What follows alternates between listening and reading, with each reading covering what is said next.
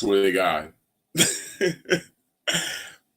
one day, we're gonna have a show where nothing goes technically wrong at the very beginning. So I swear to God, since we have come back, we have consistently always had a problem at the very, I say, the first 3 seconds of every show. It's always something like some kind of technical hiccup, but it is what it is. So what's up, everybody? Happy Saturday evening. Welcome to another episode of the 23rd hour, hosted by your boy, Mr. Maurice Prophet, brought to you by B-Side Studios. That's right, rocking the Chi-Town B-Side Studios t-shirt today. I was like, I was kind of in the city mood today. I'm like, let me show some love to my city and also some love to the brand and all that good stuff and everything. You can get yours Chicago B-Side Studios t-shirt at the B-Side Studios t-shirt shop. Open 25/8, baby. That's right, 25 hours a day, 8 days a week, all the time, baby. All that good stuff. Now, enough with the plug-in. Let's talk about what we're talking about tonight. Tonight's not gonna be a long show. Y'all know how it is. We cover the post ins and outs of what happened between the major WWE shows and also the major AEW shows, and sometimes a TNA show as well too. And there goes my camera, of course. Of course, technical has to go wrong. But tonight is no exception. Tonight was Money in the Bank 2025. I would say this was, I cannot remember the year they started Money in the Bank. I think they started Money in the Bank, the match itself, in 2007. But I think it became its own pay-per-view, I want to say in 2012 or something like that.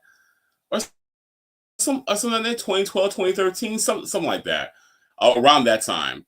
It's been around for a while. It's its own pay-per-view, and this is like one of the pay-per-views where it actually does feel like a big deal.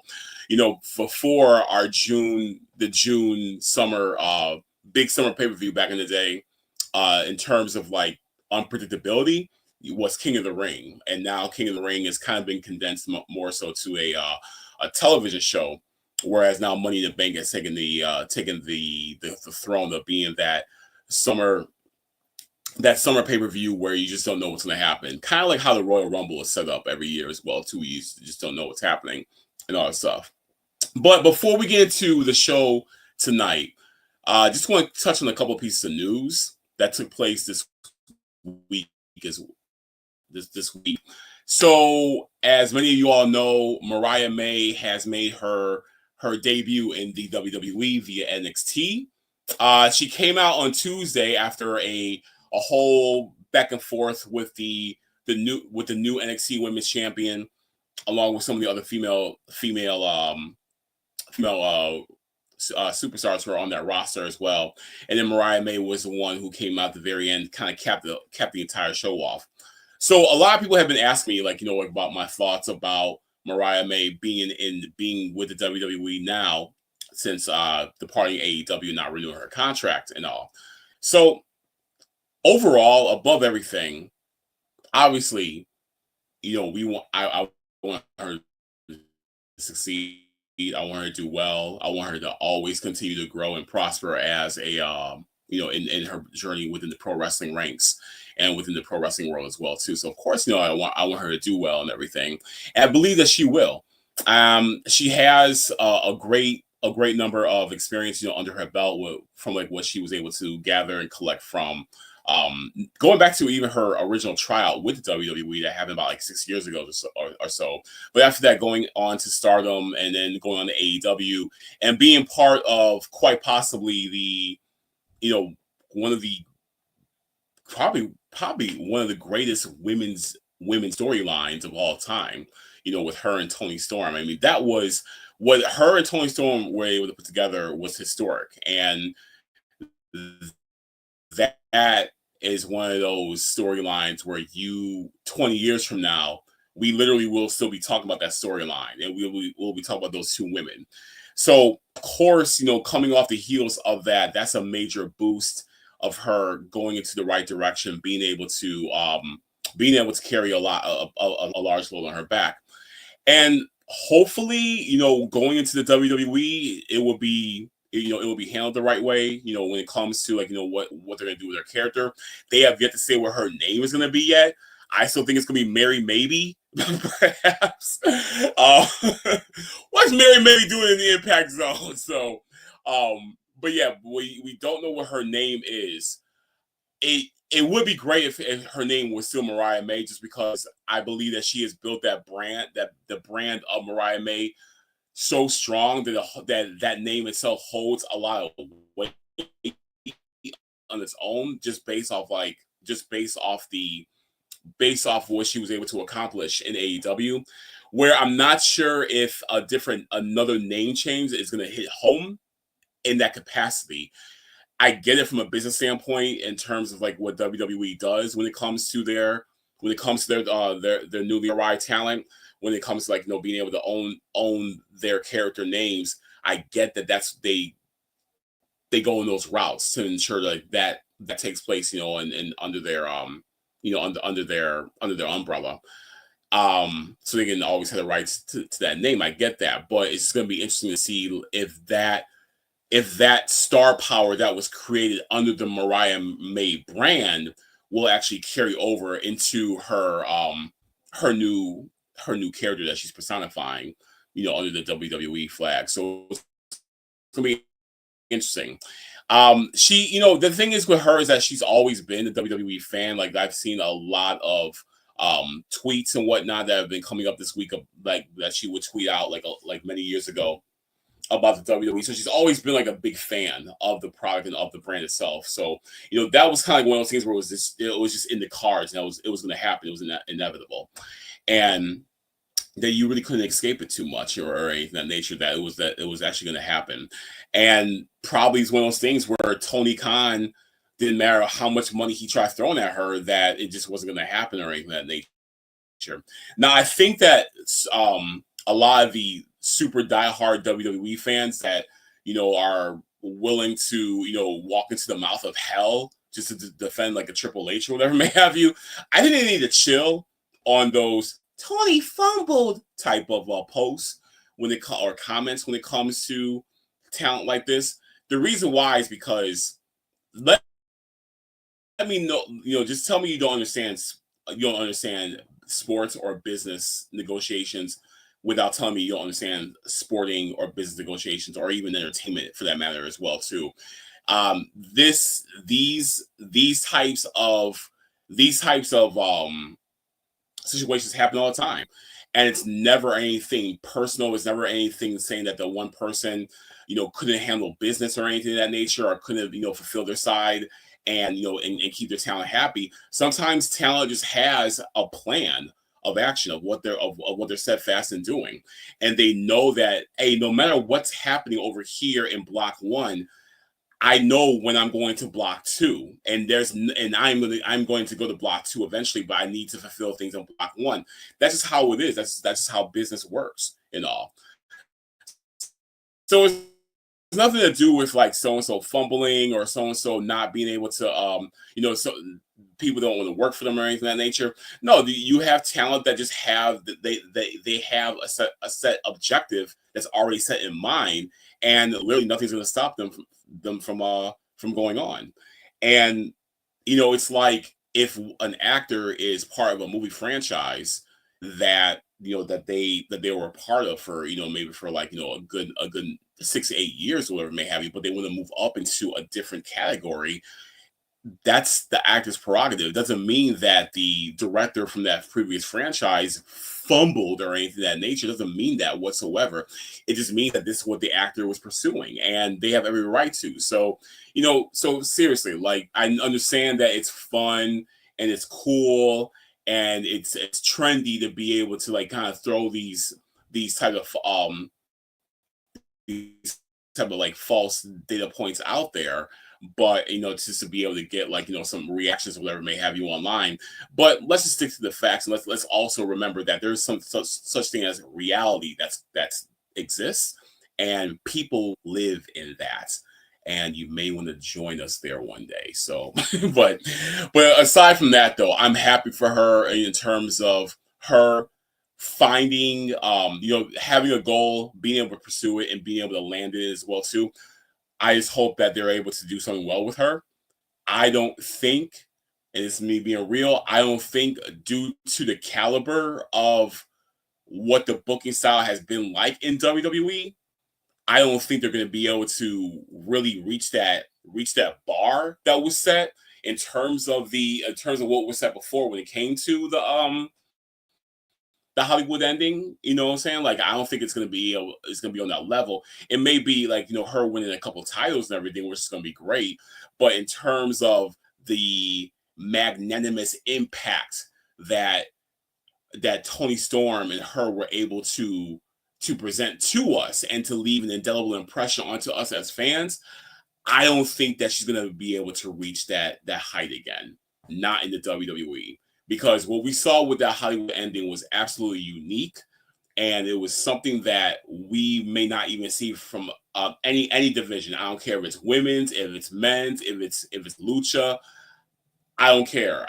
I don't think we're going to see anything that was that major in the wrestling game. I mean, I don't even think the Cody Rhodes he had to finish his bedtime story angle was as big as that. So yeah, so salutes to her. She's gonna do well. Obviously, I mean, she's in the profession, so of course, like, she's gonna do well regardless. And we're gonna see how things pan out for her. You know what I mean? So, all the best and everything. All that good stuff. All right, now let's get into it. So let's talk about Money in the Bank. All right, now, like I said, I'm not going to be too long tonight. Just because there's really no reason to be like too long winded. Right now, as I say that, we're gonna have a 3-hour show. Everyone, watch. Miss Ramirez, what's happening, lady? Hola, cómo está? It's good seeing you, lady. Glad you are joining us tonight. Feel free to use that chat as well, too, y'all. Drop your comments, drop your questions, drop your opinions below, and I'll make sure to read them all and everything and show y'all some love as well, too. But yeah, let's talk about Money in the Bank. Let's talk about the Money in the Bank pay-per-view that took place tonight. It took place tonight in LA. And this is coming off the heels of their of the Worlds Collide show that they put on as well too. That was live on YouTube. Now, for those unfamiliar, WWE, they're in a partnership currently with AAA. And no, not even a partnership. No, they bought them. I'm sorry, WWE is 51% owners of AAA now. So yeah, I apologize. They have a partnership with TNA. But yeah, so they ran their first big event, their first kind of like duo event with them tonight in Los Angeles. Now the thing is, I didn't watch Worlds Collide, but I went because I was on the road today. I was running like a trillion errands today. However, when I was driving, it was on, so I went to it really quick on my phone. I really just wanted to kind of see what it looked like aesthetically. And the reason why is because my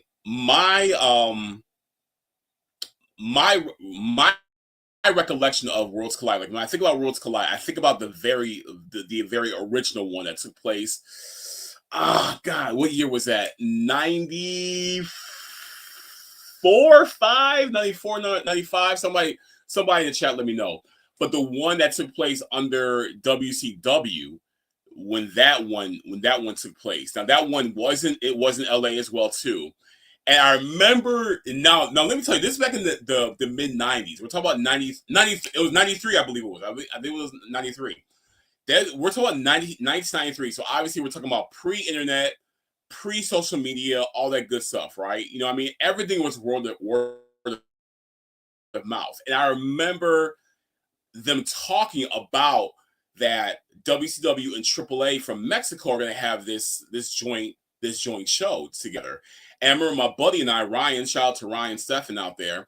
I remember Ryan and I were like, we were just intrigued by like, man, what's going to be like? These are Mexican wrestlers, and all the good stuff and everything. And we the thing is that you heard about wrestlers from Mexico, but you weren't really familiar with their style too much. You know what I mean? So I remember that something happened where he ordered it, but I couldn't watch it. Like I think I was like gone that day or something like that. I couldn't go to his house and watch it. And we usually watch the pay-per-views together. But I remember him telling me about like the next day, like how insanely great it was, just how amazing it was. So finally I was able to watch it. This was like a little bit later. I was able to watch it, and I remember just being blown away by the athleticism of the luchadors, and just seeing like the way how they moved around the ring, the way how they were able to like execute moves, the way how they were able to really like show a lot of dominant offense, an offense that I was not familiar with as well too. But one thing that really stood out to me was just like the presentation of the show itself. Everything was very bright, vibrant, alive. Like you saw everything, and the thing was that like back then, back in like the 90s and everything, like when you watch American wrestling, when you watch the WWF and you watch WCW, they would be in these arenas that were pretty dark alive, and you'd see like the first six, seven rows of people, but the rest of the arena will be dark.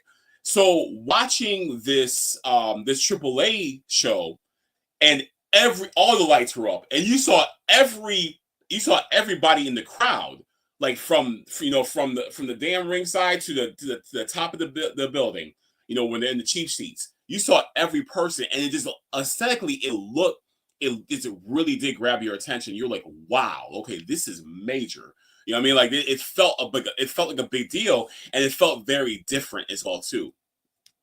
I say all this because today, like when I switched it on really quick, it looked like I was watching some shit from 1986. I'm sorry, aesthetically, it was very dark, and so that kind of threw me off a little bit. I know you're saying, oh, "Damn, Maurice, you nitpicking and everything."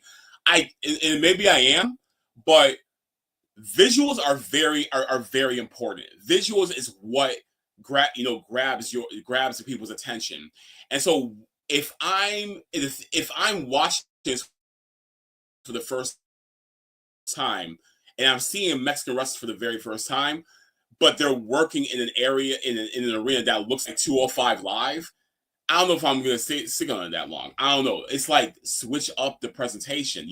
All you have to do is just be able to make some adjustments and everything, which isn't that hard. So that was the first thing that kind of came to my mind. So I didn't really stick with it, and I didn't watch the rest of it.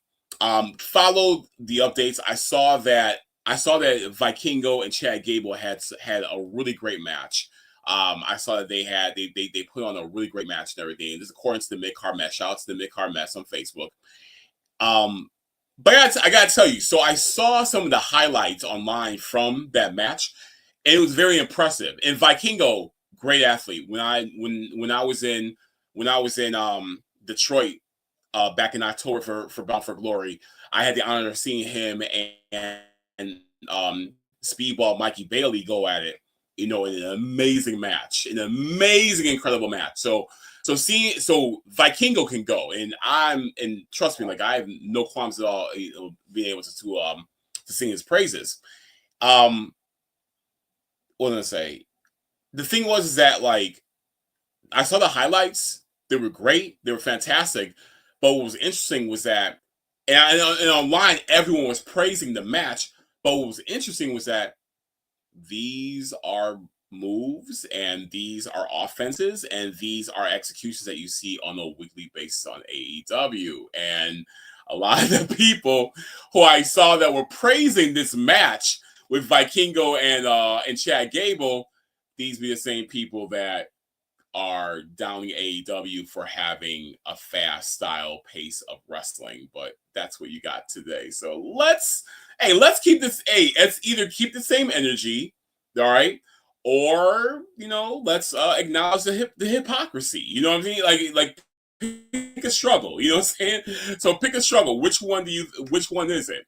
And was it great, or was it the same old mess that you like to call things out on? But my thing is though is that like if this is a way for you to be able to be introduced to the style of wrestling and you are going to stick with it, I am all for it. I'm happy that you're going to actually look into other styles of wrestling besides the Western style that we get from the WWE.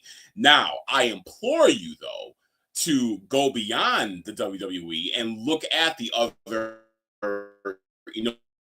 if you're into the Mexican style, into the lucha style, look into the other organizations such as like CMLL as well too, or look at some of AAA's old stuff as well, because what we're going to see moving forward, we're going to see a very modified version of AAA. We're not going to see the AAA that we as like wrestling fans grew up on. We're going to see a very modified version of AAA because they're going to have to adapt to the American style of wrestling. Now I think I get it. I mean, that kind of comes with the territory, but you should do yourself a favor and indulge yourself in watching some other styles, such as like CMLL. You really would enjoy it. If you really loved what you saw today, you really would like CMLL as well too. But so they're coming off the heels of that event. And so tonight was their second showing. The first match of the Money in the Bank pay-per-view was the women's Money in the Bank match. Now I'm not gonna lie to you, I had to make all right. So I had to produce a podcast this afternoon. And after the podcast, after I met with the host and whatnot and everything, I had to make a run to get some food. When I came back, I missed half of the women's Money in the Bank match. So I apologize about that. But I got some bomb ass wings. I got some fire ass wings today. They were amazing. They were good as hell. And hell yeah. And shout out to shout out to the folks who was talking about the wings I grabbed today. They were bomb. So anyway, came back. I saw the women's Money in the Bank match. What's going on? And the thing is with Money in the Bank is like you're not gonna get a lot of like technical sound wrestling or anything of that nature. It's gonna be a lot of just spots after spots after spots after spots. And that's just kind of like nature of the beast of that kind of match. We're talking about a ladder match here, so we're gonna get that. And I really thought that Rhea Ripley was gonna win, just because Rhea Ripley's been kind of booked like she's Hulk Hogan lately, or 2011 Cena, but yeah, there was a spot where Rhea and Alexa Bliss, they kind of had eye kind of contact sort of situation, and they saw the briefcase. They both were going up for it, and out of nowhere, Naomi dumps both the ladies off of the ladder that they're on. She sets it back up and she climbs, and holy shit, Naomi is your Money in the Bank briefcase winner for 2025. How amazing is this? Seriously, like how incredible is this? I have no qualms at all if I'm wrong about something. I have no problem at all being able to acknowledge if what I said was untrue. And this is no exception to that rule. When Naomi came back from TNA, when she was trendy over there and she came back as Naomi, I was very nervous that the WWE was going to pretty much punish her, and that meaning that they weren't going to give her any type of championships anymore. They weren't going to put her any kind of pushes anymore. That she was going to be jobbed out, basically, And especially with her being a black woman, and we understand and we know what the type of reputation that WWE has when it comes to booking, or the lack thereof of booking, when it comes to black wrestlers. They're a little bit better with black women, I will give them that. But when it comes to black talent overall, WWE is very suspect. So I thought that was going to be a double whammy for her when it came to coming back to the WWE. But with her winning the Money in the Bank briefcase, that lets me know of how appreciative the WWE has been for her, per the program that she's been in with when it comes to Jade Cargill. Because we thought that Jade was going to be the one who's going to be skyrocketed to superstardom from this program. But let's be real here. Jade has not really improved too much in the ring, and she's been there for a few years now, where it's like now it's kind of like, okay, the honeymoon period for yourself is over with. You need to be showing some significant progress, because I'm pretty sure WWE wants to get their return of investment into her. And I don't think they're getting it at the pace that they thought they're going to get it at. but Naomi has been doing such a great job when it comes to being able to present Jade in a certain way and make her look threatening and things of that nature. I think this is a very well-deserved reward that Naomi's getting as the Money in the Bank winner. So so cheers to her. Hats off to Naomi for winning the Money in the Bank. I'm really happy for her. And the thing is, as I was saying, the mid-card mess, I am always going to be rooting for Naomi all the time. Like I am always, I want to see her succeed in every aspect. Even when she left WWE, which I applaud her for as well too, because she's like, let me test the water, see how I can make it on my own without the machine behind me, and she proved that she can do very exceptionally well. I mean, hell, she's a 2-time TNA Women's Champion, Knockouts Champion, excuse me, in TNA, and she and did some really great things. I would have loved to see her in some other promotions or programs besides TNA, maybe Rev Pro, maybe go to Japan, hell, even go to AEW for a little bit as well too. It would have been great seeing her in some other areas. But she did what she did, and she was still able to come back to the WWE and really make a name for herself. And now look at her, she's the Money in the Bank winner. So congratulations to Naomi. I'm really happy for her. It's gonna be exciting to see who she decides to cash her briefcase on. As of right now, the choice is between Tiffany Stratton on SmackDown or Io Sky on Raw. So it'll be interesting to see. I personally would love for it to be Io Sky, just because I think it'll be a nice little get back for Bianca Belair, but that's a whole other conversation. But so shout out to Naomi for winning the Money in the Bank briefcase. That's good on her. You know what I'm saying? Next up, we get a semi-impromptu Intercontinental Championship match that took place between Dominic Mysterio defending the title against Octagon Jr. So this match was made impromptu at the Worlds Collide show that happened earlier in the afternoon, and Dom was like, "Oh, you know what? I'll put the IC belt on the line, and you meet me at Money in the Bank." So so he did all that barking and everything, right? And I learned one thing in this match. There was one thing in this match I learned. I learned that certain wrestling fans don't understand the word booking stands for. So I'm gonna talk about it. So the match, from a booking standpoint, the match left a lot to be desired, and the match didn't really make sense. I'm sorry, it didn't. From a psychological standpoint, it didn't make sense. So Octagon, but it made sense from a certain variable, and I'll tell you what that variable was. So Octagon is over here. I mean, he over here like bloosh, boo, bloosh, bow, bam, move after move after move after move, giving Dominic the business. Damn, I mean, going at him hard, and then Dominic stops the offense. And then he tries, and then what Dominic's next move is to take, because you know how Octagon got the 2 streamers going on in the back of the mask. So Dominic decides that he wants to use the streamers and tie them to the rope.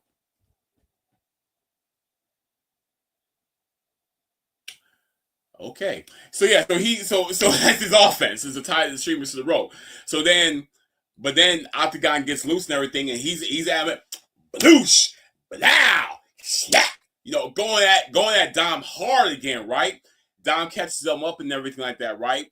And he sets him up for the 619, and he missed the 619. Here comes Octagon again, bloosh,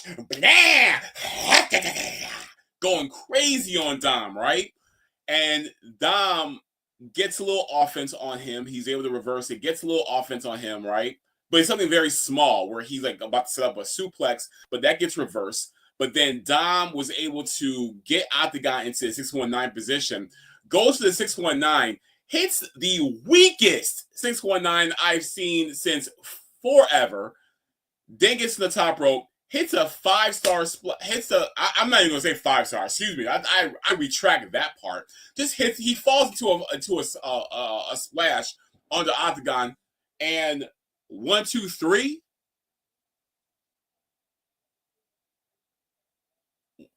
Huh? So Octagon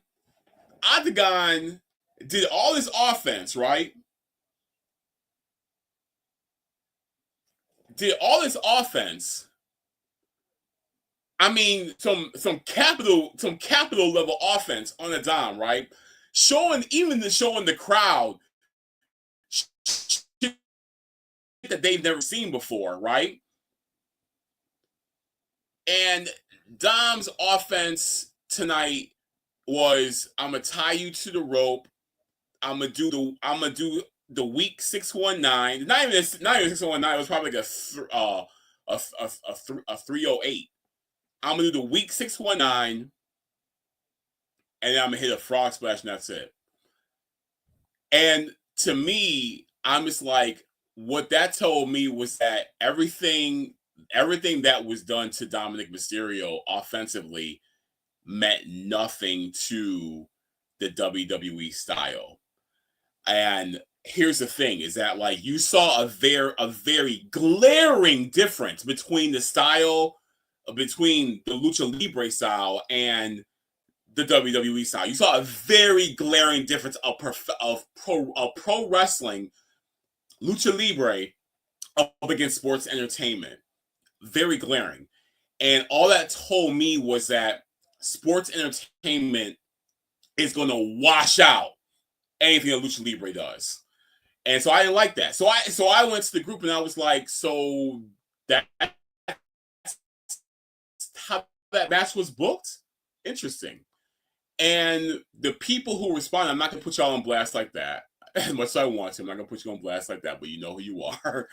The people who responded to my post thought I was talking about how short the match was, because the match was probably like less than 7 minutes. And I'm like, no, this has nothing to do with a time limit, because you could have a very compelling match that's only like 4 or 5 minutes long if the psychology makes sense. I'm talking about the booking of this match, of how badly booked it was. And so nothing about timing, but I'm talking about what's done within those 7 minutes that we were given. And then the one guy proceeded to tell me that, well, you can have bad booking. Got it. Noted. Okay. All right. So anyway, so I'm like, okay, I learned that people don't understand what the word booking stands for, but these are wrestling fans. So anyway, I digress. So yeah, so Dominic Mysterio, he retains the IC title, and that is that. So moving on. Oh, no. One person told me, well, Octagon had a match earlier in the night. And earlier today, he wrestled at the AAA thing. So I said, okay, so because he had a great match earlier in the day, that means he has to have bad booking later on the day. That how it works? And that's when the kid was like, well, yeah, that's okay. Okay, all right, okay, all right, okay. Next, we go on to the speaking of the IC title, we go on to the women's IC title match. This is Becky Lynch. She's challenging Lyra Valkyria for her IC belt. Lyra Valkyria is as exciting is as exciting or compelling as listening to grass grow. So, like watching her, like I was kind of in and out of her match, basically doing some other stuff or whatever may have you, and I had on the background, I was peeping and here and there and whatnot. I saw a couple of spots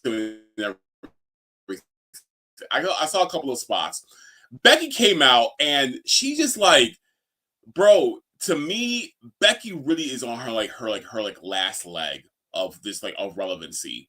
Especially because now the WWE women's division is so heavily stacked with so many women that the WWE has acquired from other promotions, that you look at the Beckys, you look at your Charlotte Flairs, you look at even your Alexa Blisses, and you're just like, y'all are from a whole different generation.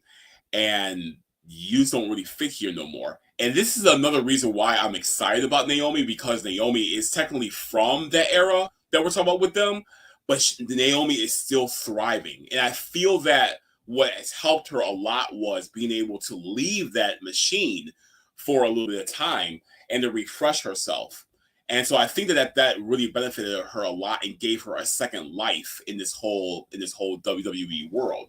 So, that's the thing, is that it's not harmful to leave and see how the other side of the fence looks like every once in a while. So, there's that.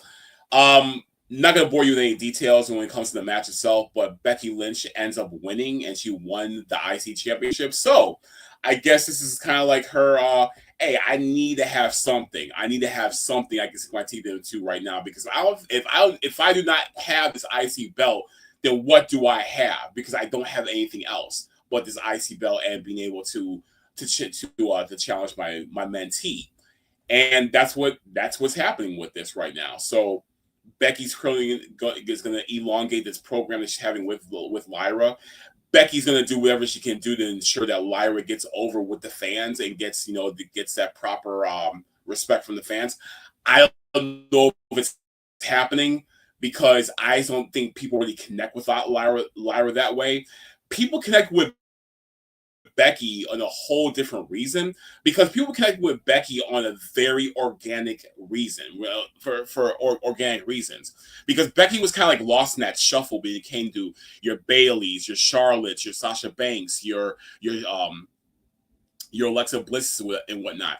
She was kind of like in that shuffle where they were the ones getting the shine. They were the ones who were getting the main event pushes and the attention. And Becky was kind of like there. Like Becky was like her. You know what I mean? But then it wasn't until she got her nose broken by Nia Jax, which generated which really did happen, and which generated a truly organic movement from the fans who are like, no, we want to see Becky excel, because Becky's out there getting her nose busted, taking it to the face and going crazy out there, working her ass off. She's the one that we really want to get behind. That was the reason why Becky ascended the way that she did, because of just that organic reach that took place. This whole thing with Lyra, I'm sorry, is manufactured. It doesn't feel authentic. So Becky got into that position because of just pure fate.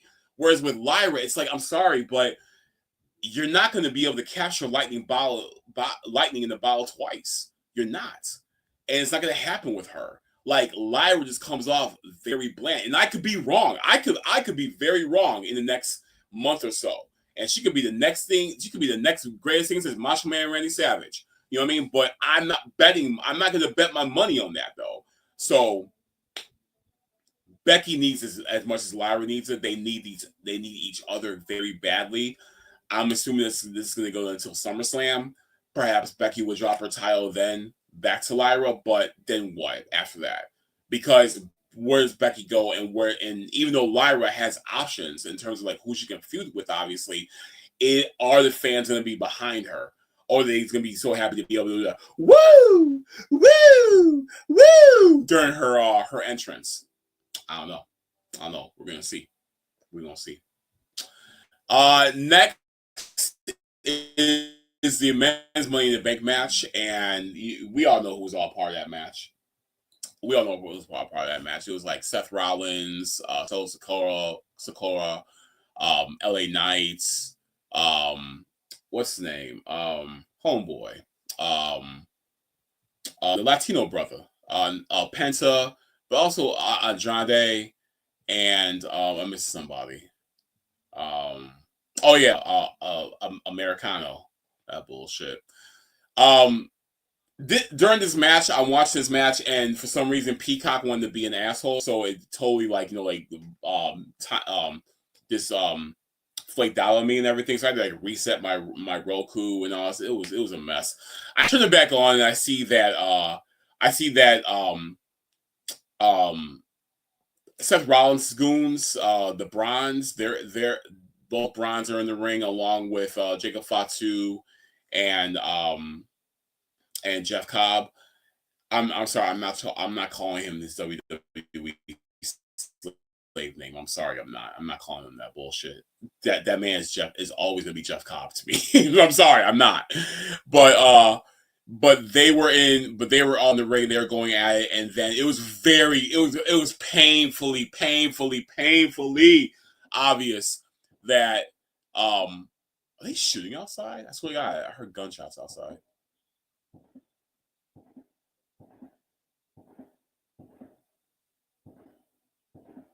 That don't sound like fireworks. That's crazy. But it was painfully obvious.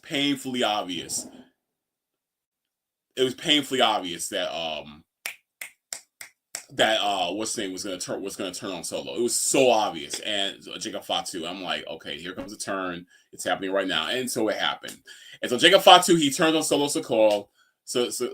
So we're obviously gonna get this matchup. I'm assuming Jacob is a face now. I'm just glad we don't have to hear no more of that. I love you so. That bullshit, man. It's so corny, dude. And you can tell he doesn't even like doing it, man. Like, stop doing it. So I think they're gonna stop doing it, obviously. So they are. So they're gonna start feuding, obviously.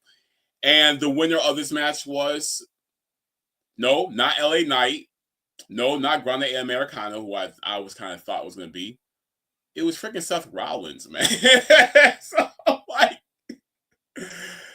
wow. Wow. And the thing is, though, is that, like,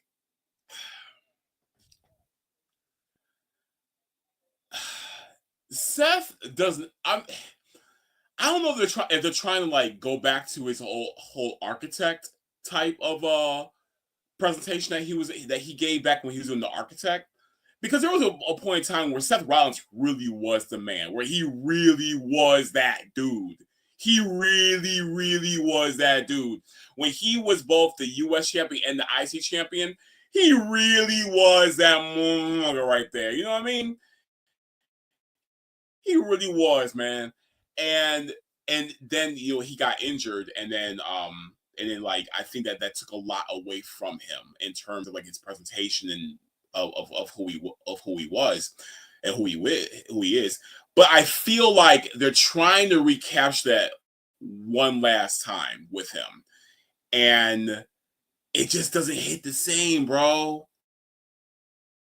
It doesn't. Like, he doesn't hit the same, man. Like, you can't tell me that he's been a true threat in the last 2 years, 1 year, or even the last 6 months. You can't tell me he's been like this imminent threat that when you see him, you know that he's going to shake the entire room up. Back then, during the architect phase, and like we're talking about probably like 20, damn, 15, 16, something like that, 17, some shit. But when we're talking about that time period, or maybe 2014, I don't know, but around that time period, whatever may have you, Seth was shaking the room up. Like, you see Seth Rollins out there, you're like, ah, shit, it's him. Like, it's gonna be him. Seth does not give off that type of that type of presentation anymore. He doesn't. He doesn't give that off anymore. And so with him winning Money in the Bank, I mean, is he gonna dethrone Cena? Is he gonna dethrone or attempt to dethrone Jey Uso? Maybe Jey Uso is the only person that kind of makes sense in this whole situation, because Jey Uso really isn't that great of a world champion. So this might be the way how they take the belt off of him. Because I'm sorry, but like, Seth just doesn't have that anymore. Like, even in that Mania match when everybody was fighting for the love of Paul Heyman, between CM Punk and Roman Reigns, and Seth Rollins was in the match, and everyone was fighting for Paul Heyman on the pole. Even with that match, like, Seth was just kind of like,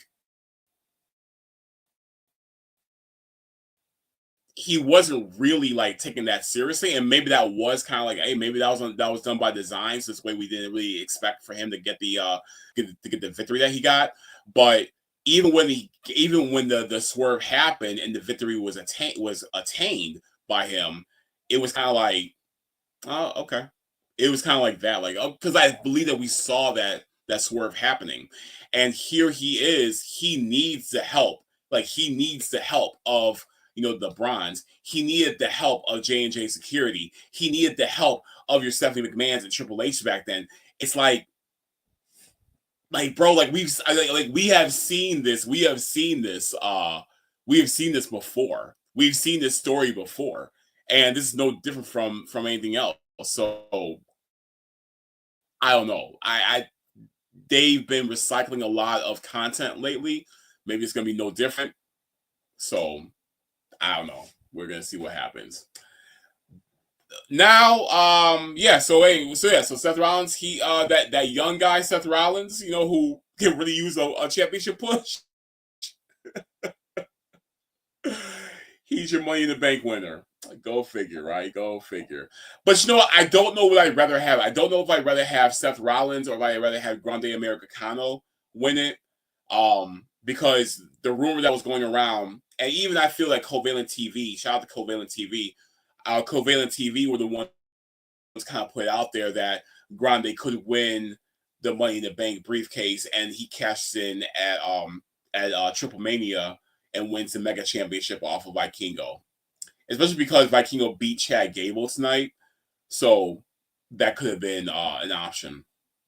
But I'm kind of glad they didn't go that route because you all know how much I detest the Grande Americano gimmick, and I really do hate it. I really do hate it. So I'm not gonna go into that again. But what I'm going to go into, and we're going to close out with the main event, and that was a tag match with John Cena and Logan Paul going up against Jey Uso and Cody Rhodes. It was pretty much what you expect in the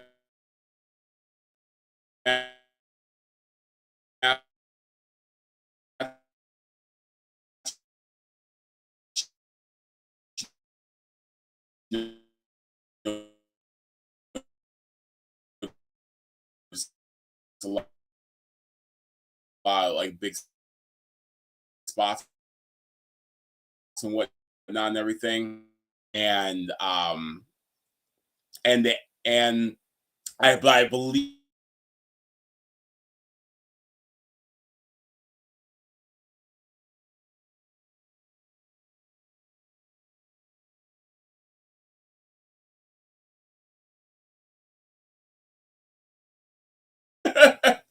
Yeah, the people are going to be talking about the ending of this match, and the ending is what this for the next few days and whatnot, and that ending has to be R-Truth. R-Truth is back, y'all. R-Truth is back, and as you all know, R-Truth was the news came out on Sunday morning that R-Truth contract was not renewed, and the WWE parted ways with R-Truth, along with Carlito and the Viking Girl.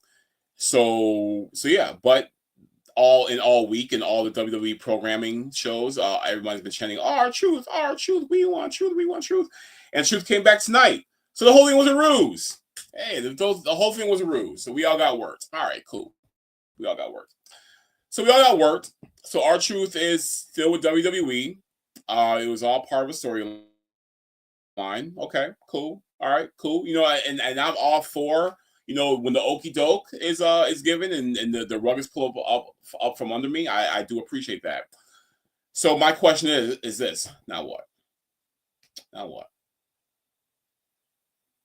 Like, what's going to happen with Truth?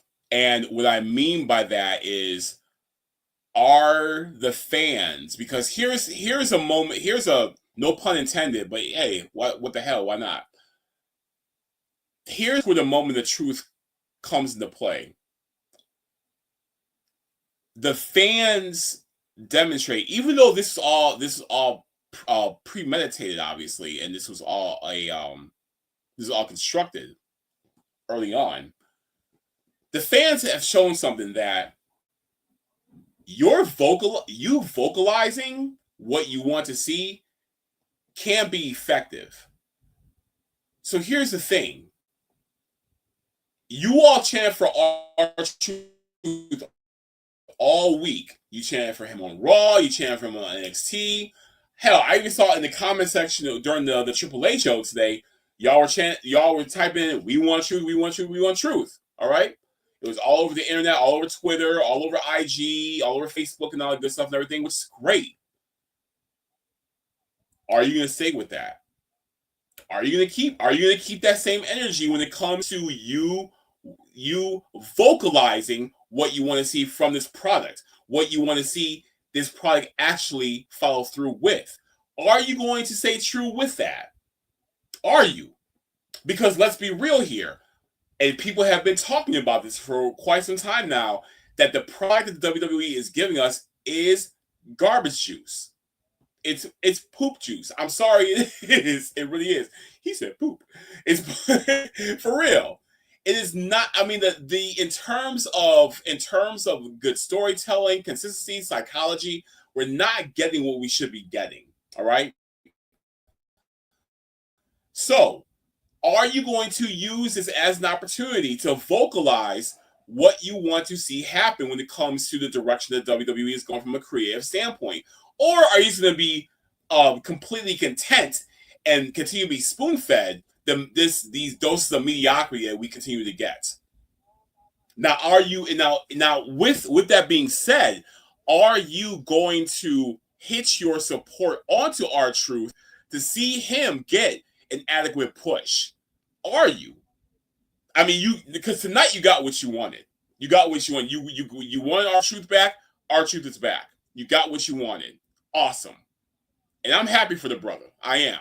So I like Ron Killings. I freaking love Ron Killings. The R-Truth character, I can deal without that. But that's a whole other conversation. And I think you know what I'm talking about. Those who know. But Ron Killings, love that brother. But now that you have him, are you going to hold WWE accountable and push the people in the direction who deserve to be pushed? Since they are doing this whole thing where these wrestlers right now are all getting kind of like their final little push right now. You had Naomi with Naomi. She won Money in the Bank tonight. What's her name? Becky. She won the IC title tonight. Seth Rollins. He won Money in the Bank tonight. You have all these wrestlers who are kind of like in their last, or kind of like in the twilight area of their runs. Are you going to keep that exact same momentum in terms of runs? Are you going to see that? Are you going to keep that and apply that with R-Truth as well too? Because we know that R-Truth has been in a very, he's been in that like twilight zone for a while now. If you want to see him become WWE champion before he retires, are you going to vocalize that to ensure that he does? Are you? That's all I want to know. Like, will you show your support and see that he goes on to become the WWE champion? What's up, Booze Bear? His new shirt in the shop says Ron Killings. That's what I'm talking about. I like it. I gotta see what the shirt looks like. I'm gonna check it out. I appreciate that. And shout out to you, Carissa. I didn't say your name on the air. My bad, baby. But what's up, Carissa? But yeah, no, Booze Bear said it says Ron Killings on the t-shirt. And that's what I'm saying. That's another indicator right there, another variable right there, that when you are vocal about your support behind somebody, they will listen because they have no other choice but to listen. When the crowd gets behind the wrestler, i.e., Daniel Bryanson or Daniel Bryanson.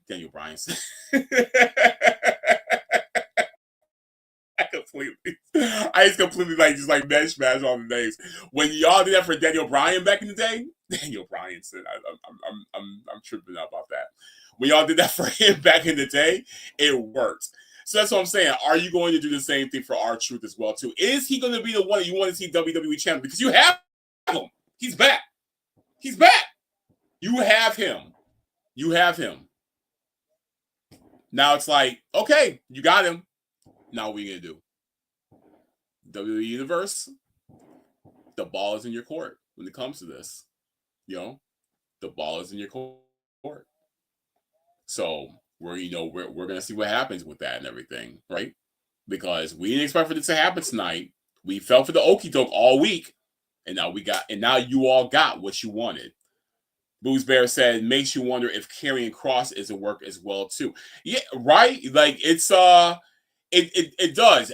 The thing is with carrying Cross, I feel like with him, it's more like he's more connected with like the very smart internet fan. He's connecting with the fans in 2025 the way that Zack Ryder connected with the internet fans. Crap, I can't think of what year that was. Was that 2011 or so when that whole movement happened with the when he was doing the Long Island IZ, and when he was doing Long Island IZ, then the fans were organically, the fans organically got behind him, and it became like a domino effect in terms of the support he received. And I feel that Karrion Kross kind of has that connection right now, where he's in that the early stages of where that Long Island IZ was at. He has a connection right now with those really diehard internet wrestling fans. But if the momentum continues, it could get to that point where it becomes a little more mainstream, and we might actually see something from it and everything. I feel Karrion Kross can just if he went back to the Indies right now, man, I feel like he can burn the entire forest down. Seriously, I feel like he can do a lot of damage. I really, really think that. Yeah, if he, and obviously I never want to wish anyone unemployment, but had he been released when those releases took place some weeks back, I feel that Karrion would have made a major boom out there, and then especially in Japan. My God, for sure. You think Triple H would get that? It's one of his guys, right? Yeah, right. Exactly. So we're gonna see what all happens with all that. But yeah, that's how the show ended. The show ended with R-Truth coming out. He bashed John Cena over the head with a championship belt, and Cena got pinned by Cody Rhodes. So Rhodes and Jey Uso got the victory. They went on to win, and everyone went home happy tonight. You will never hear me praise Logan Paul, but I would say that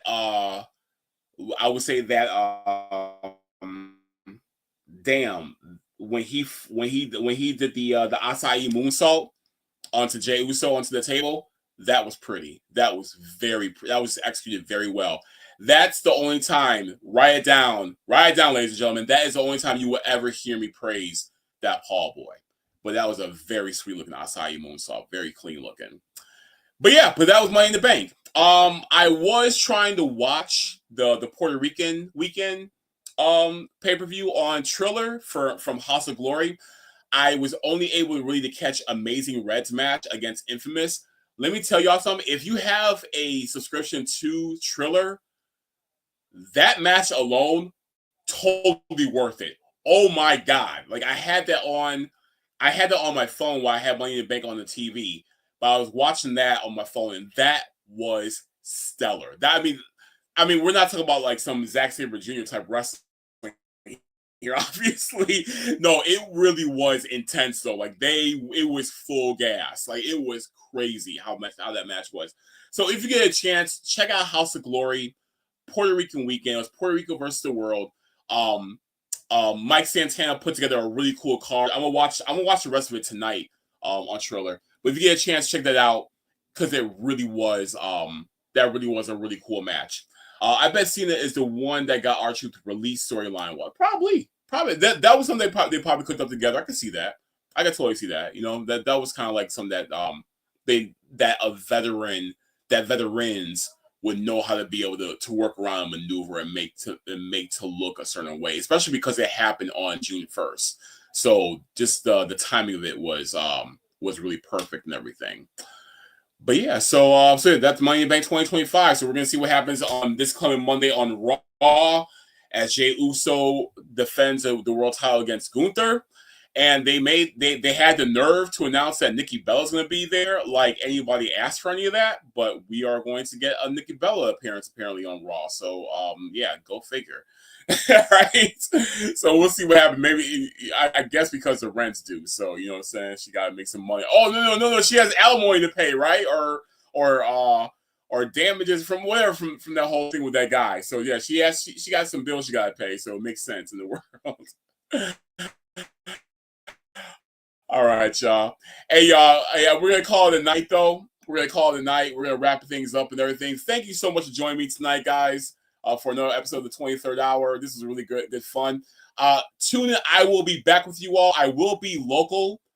Because at first I was trying to go to Texas for All In, but I'm gonna be local, so I'm gonna be here. So I will be watching All In that weekend, and I will be back with another 23rd Hour for AEW All In, and that is looking to be an epic card. I cannot wait for that, though. So yeah, so in the meantime, guys, please feel free to follow B-Side Studios on YouTube, Facebook, IG. We have all kind of programming that's coming up. We from us, from the Nerdium, from Sipping and Tripping, from Mentality, and other programs that we have cooking. And just see what we got, see what we've done in the past, and see what we have in the future as well too. But thank you, ladies and gentlemen, for joining me tonight. It was awesome chopping it up with you guys. From my friend Boo, the booze guy. Wait, hold on. There's a couple more comments real quick. Let me get these real quick, and then Booze Bear from Carissa and Miss Ramirez. Hold on, Miss Ramirez is saying something really quick. Nikki, yeah, that's. No. Don't do the whole rolling the eyes thing now. No. Don't do the whole rolling the eyes. That's your girl, I thought. Weren't you on one of these episodes defending her and everything, defending her honor? You leave Nikki Bella alone. When I was going off on her, for real. Over here trying to do the whole rolling the eyes. No, you better keep that same energy, Miss Ramirez. Shit. All right, you have a good night as well too, and everybody else, y'all have a great night tonight. Booze Bear, Carissa. All right, wait, hold on a second. What you talking about? Yeah, and I'm like, yeah, okay, all right. I say otherwise.